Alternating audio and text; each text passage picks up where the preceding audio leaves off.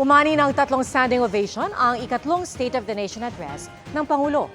May bago rin katabi yung unang ginang lalo't hindi dumalo si Vice President Sara Duterte.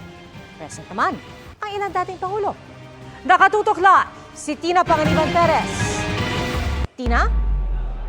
Pia, mahigit 2,000 bisitang inasahan ng Kamara sa ikatlong State of the Nation address ni Pangulong Bongbong Marcos. Pinakamarami raw sa kasaysayan ayon kay House Secretary General Reginald Velasco.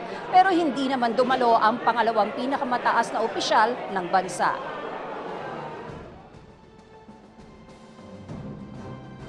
Tulad ng kanyang inanunsyo, hindi dumalo sa State of the Nation address ni Pangulong Bongbong Marcos si Vice President Sara Duterte.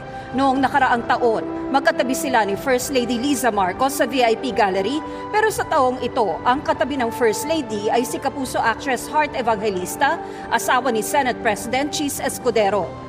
Sa VIP Gallery umupo si dating Pangulo at ngayon Pampanga 2nd District Representative Gloria Macapagal Arroyo, kung saan karaniwang pumupwesto ang mga dating Pangulo imbes na sa pwesto niya bilang kongresista.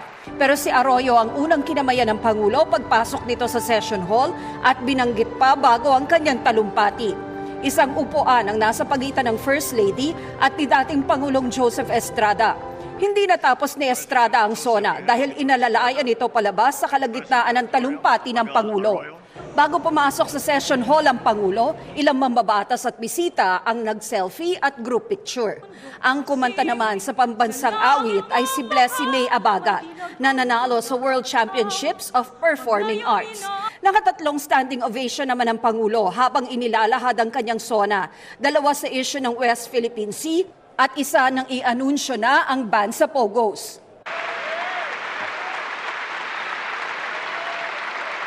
Nang natapos na ang SONA, nag-standing ovation muli ang mga nasa loob ng session hall kasabay ng pagsigaw ng BBM.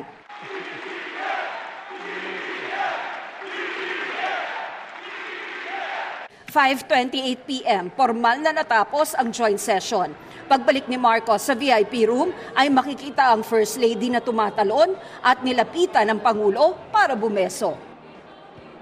Hindi rin dumalo sa SONA si dating Pangulong Rodrigo Duterte na nasa Davao raw. Pia? Maraming salamat, Tina Panganiban Perez.